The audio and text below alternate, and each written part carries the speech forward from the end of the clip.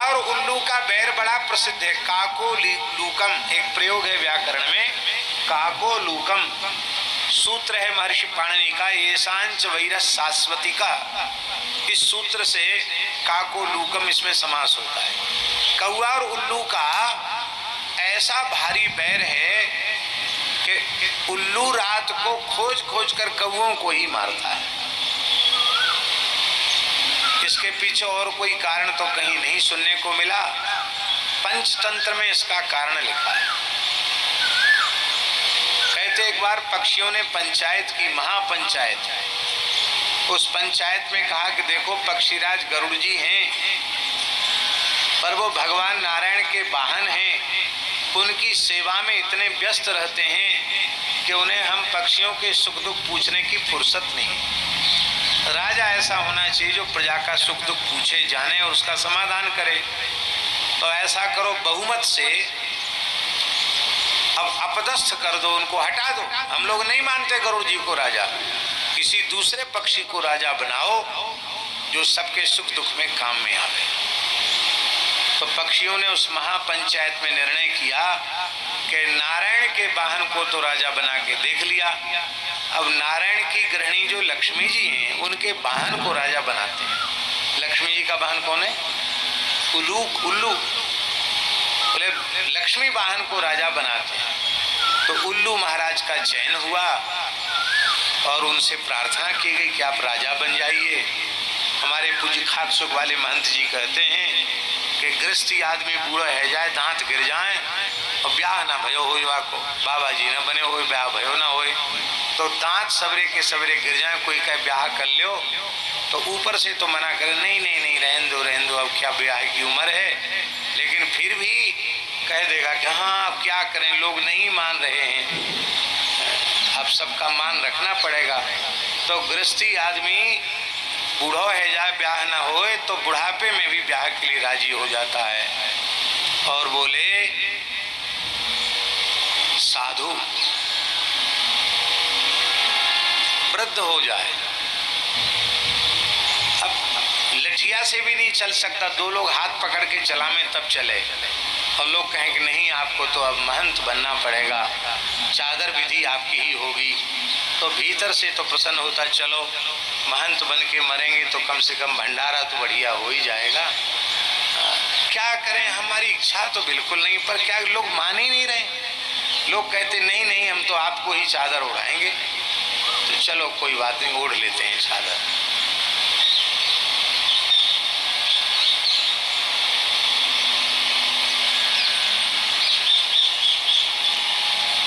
हरिशरणम। तो राम जी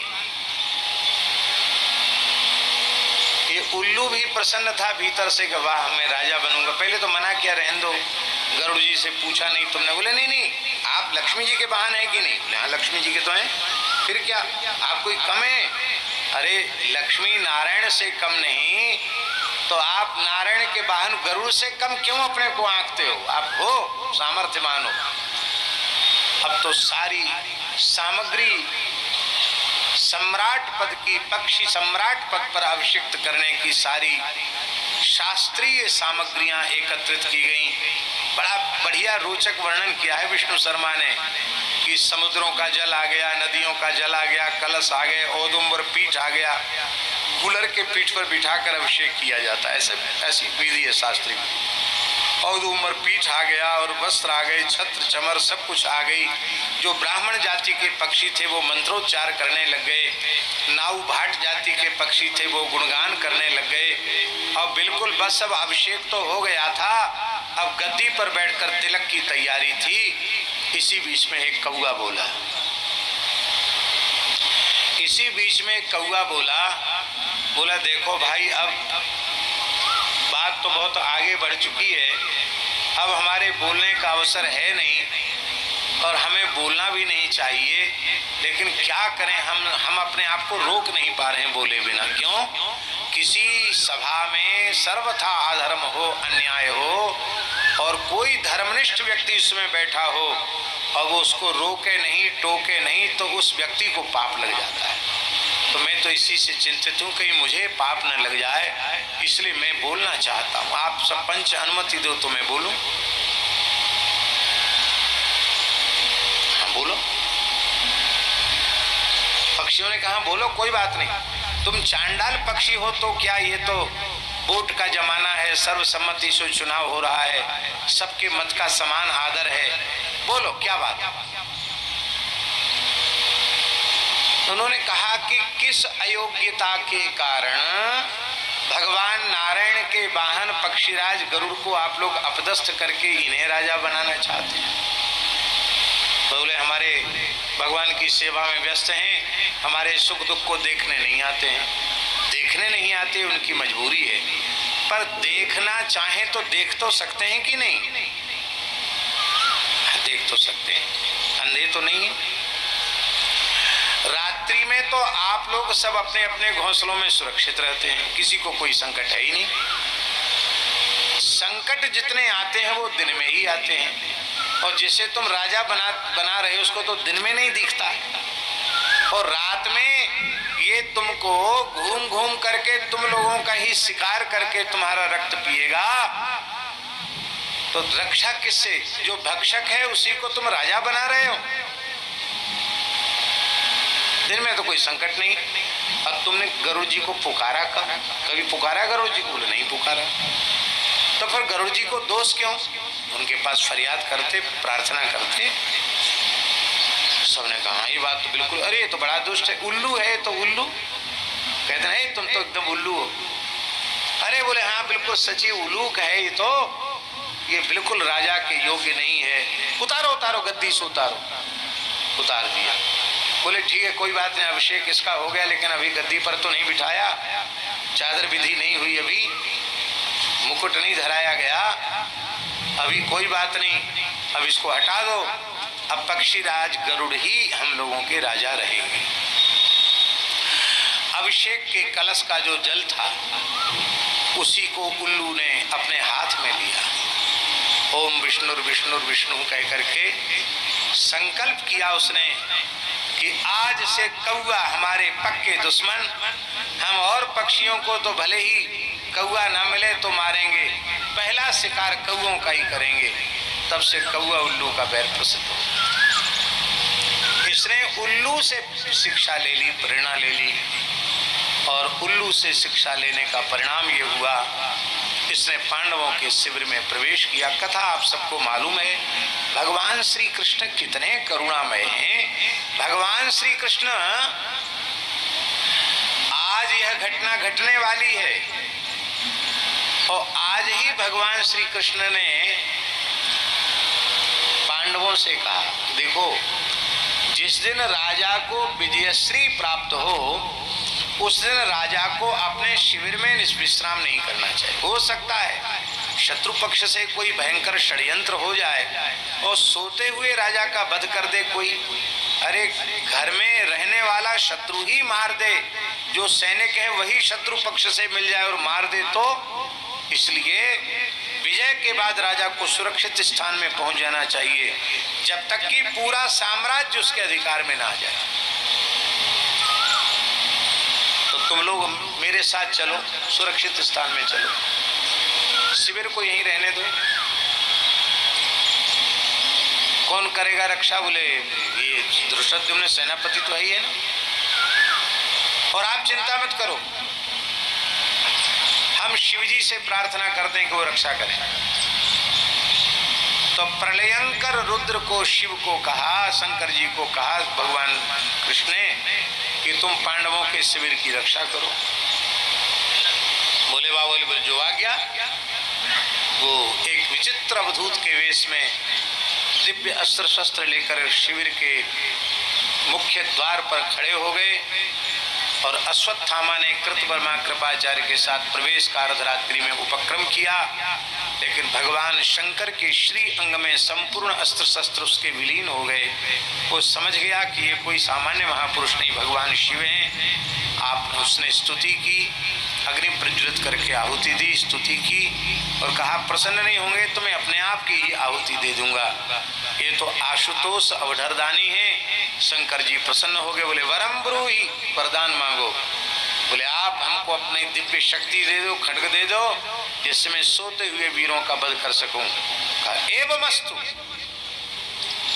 लो साहब, जिनको सुरक्षा गार्ड बना के खड़ा किया था कि आप सुरक्षा करना, उन्होंने तलवार भी दे दी, आशीर्वाद भी दे दिया, शक्ति भी दे दी, शक्ति भी दे दी, आशीर्वाद दे दिया। आप लोग कहेंगे कि शंकर जी का ये काम अच्छा नहीं, उनको कहना चाहिए था भाई देखो हमको भगवान ने यहाँ सुरक्षा का भार सौंपा है, तो इसके अतिरिक्त और कुछ तुम चाहो तो मांग, ये हम तुमको नहीं देंगे, ये कहना चाहिए था। लेकिन शंकर जी ने ऐसा क्यों किया? अज्ञान पूर्वक किया हुआ कर्म गुणदोष का भाजन होता है, अज्ञान पूर्वक किया गया कर्म। किंतु ज्ञान पूर्वक किया गया कर्म वो दोष युक्त नहीं होता। भगवान शिव इस प्रकार को, इस बात को अच्छी प्रकार से जानते हैं कि इस शिविर में सोने वाले वीरों का विनाश आज की रात्रि में ही है, इनकी आयु पूरी हो गई है। धृष्टद्युम्न की भी आयु पूरी हो चुकी है और इसी के हाथ से सबको होना है। और यदि भगवान सुरक्षा ही चाहते तो हमको ही क्यों कहते? प्रलय के देवता को रक्षा में लगा दिया, तो प्रलय के देवता को रक्षा में लगाया, इसका मतलब है कि आज यहाँ प्रलय लीला होनी है, इसलिए तो हमको बुला। ये शंकर जी जानते हैं। अच्छा, भगवान अपने सुदर्शन चक्र को आज्ञा नहीं दे सकते थे? भगवान सुदर्शन चक्र से कहते कि तुम शिविर की रक्षा करो, तो अश्वत्थामा की हिम्मत थी क्या भीतर घुसने की? इसलिए भगवान का जो विधान है उस विधान को जानकर शंकर जी ने कृपा की, इसलिए शंकर जी को दोष नहीं लगा, ये बात समझने की। और अश्वत्थामा भी शिवान से ही है। शंकर जी के जो 81 अवतार कहे गए हैं शिव पुराण में, उनमें अश्वत्थामा भी शिव जी का ही अंशावतार है। इसने भीतर प्रवेश किया, द्रौपदी के 5 पुत्रों को ही 5 पांडव मानकर उनका मस्तक काट डाला और धृष्टद्युम्न को पकड़ लिया। सो रहा था धृष्टद्युम्न, क्योंकि आज तो कोई चिंता ही नहीं थी, अब तो विजय हो गई युद्ध में। तो बहुत गंभीर निद्रा में धृष्टद्युम्न सोया था, उसके बाल पकड़ करके और उसको पटक लिया आसन से नीचे, उसको घूंसों से लात से मारने लग गया। धृष्टद्युम्न की स्त्रियां समझी कि पता नहीं कौन आ गया रात में, वो चीख कर चिल्ला कर भागने लगी और उसने समझ लिया कि ये गुरुपुत्र अश्वत्थामा है। तो धृष्टद्युम्न ने कहा कि गुरुपुत्र,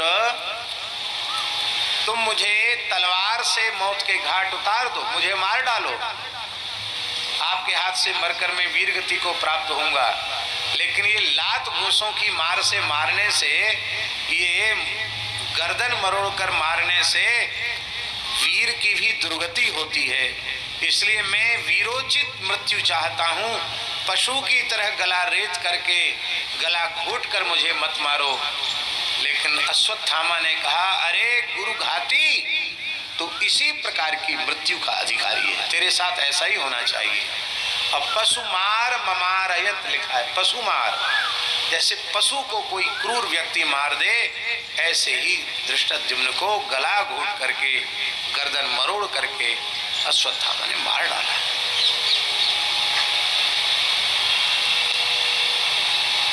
कृपाचार्य कृतवर्मा को आज्ञा दे दी कि तुम शिविर में आग लगा दो।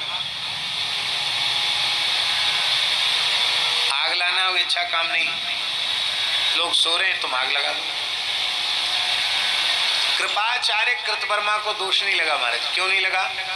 सेनापति की आज्ञा का पालन करना सैनिकों का धर्म है। महाभारत की परिस्थितियां बड़ी विचित्र हैं। लोग केवल एक बात पर अडिग हैं, जो जहां से बंधा हुआ है बस वहीं से वो बंधा हुआ है, सत्य के पास से, धर्म के पास से। तो उन्होंने आग लगा दी और कहा कि जो कोई इस जलती हुई आग से बाहर निकलकर अपने प्राण बचाने का प्रयत्न करे उसको तुम जीवित मत छोड़ो। मैं भीतर सबका संहार करता हूँ। सारी संहार लीला करके बहुत बड़ा नरसंहार करके अश्वत्थामा वहां से निकल गया और भगवान पांडवों को ऋषियों के यहाँ ले गए थे, मार्कंडेय के आश्रम में ले गए थे।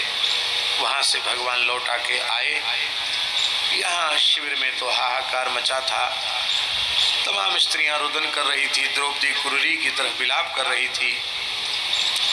उस समय भगवान ने आश्वासन दिया द्रौपदी को, अर्जुन ने आश्वासन दिया कि तुम्हारे पुत्रों की हत्या करने वाला तीनों लोकों में कहीं भी छिपा होगा उसको खोज कर लाएंगे। अश्वत्थामा का पीछा किया। कथा आप सबको मालूम है। अश्वत्थामा ने हार कर ब्रह्मास्त्र का प्रयोग किया। भगवान की आज्ञा से अर्जुन ने भी ब्रह्मास्त्र का प्रयोग किया और अपनी गुरु भक्ति के बल से, भगवत कृपा के बल से दोनों ब्रह्मास्त्रों को वापस किया और इसने इसको बांध लिया और बांध करके द्रौपदी के चरणों में उपस्थित किया। द्रौपदी ने कहा, मुच्यता मुच्यता मेषव ब्राह्मणों नितरांग गुरु। ये ब्राह्मण है, ये जन्म से ही सबका गुरु है, इसको छोड़ दो। सहेश भगवान द्रोण प्रजारूपेण वर्तते। ये साक्षात गुरु द्रोणाचार्य ही हैं। इनमें अपने गुरु का दर्शन करके इनको छोड़ दो। इनकी माता विलाप न करे, क्योंकि कोई ब्राह्मणी यदि किसी राजा के राज्य में विलाप करती है, रुदन करती है, तो उस क्षत्रिय का प्रजा के सहित नाश हो जाता है। आप इस बात का विचार करो। भगवान ने द्रौपदी के भाव का आदर किया और अर्जुन को कहा कि इसको मारो भी मत, छोड़ो भी मत। अर्जुन ने इसकी मणि उखाड़ ली, युधिष्ठिर को भेंट कर दी, इसको सवर से निस्सारित कर दिया। किंतु फिर भी अश्वत्थामा ने क्षमा नहीं किया। अश्वत्थामा ने 5 दिव्यास्त्रों का प्रयोग पांडवों के ऊपर किया और पुनः ब्रह्मास्त्र का प्रयोग उत्तरा के गर्भगत परीक्षित के ऊपर किया। भागवत जी में लिखा है, सुदर्शनेन स्वास्त्रेण स्वानाम रक्षाम व्यधात विभु। स्वास्त्रेण सुदर्शनेन स्वानाम रक्षाम विभु व्यधात। सुदर्शन चक्र से भगवान ने पांडवों के ऊपर छोड़े हुए दिव्यास्त्रों को काट डाला और उत्तरा भगवान की शरण में आई और भगवान ने उत्तरा के गर्भ में प्रवेश किया, गर्भगत परीक्षित की रक्षा की। अब काम पूरा हो चुका है। भगवान द्वारिका जाना चाहते नहीं, जाने का नाटक कर रहे हैं, क्योंकि जाना तो भीष्म पर कृपा करने के बाद है। जब तक भीष्म का महाप्रयाण नहीं होगा तब तक भगवान को कहीं जाना नहीं है। पर ये तो नटवर नागर लीलाधारी हैं। ये सज धज करके रथ पर विराजमान होकर तैयार हो गए और कुंती माता को पता चला। कुंती दौड़ी हुई आई हैं और आकर के कुंती ने जो स्तुति की है, भागवत की अद्भुत स्तुति है, नमस्ये पुरुषम त्वाद्यमीश्वरम प्रकृते परम अलक्ष्यम सर्वभूतानाम अंतर्बहिरवस्थितम।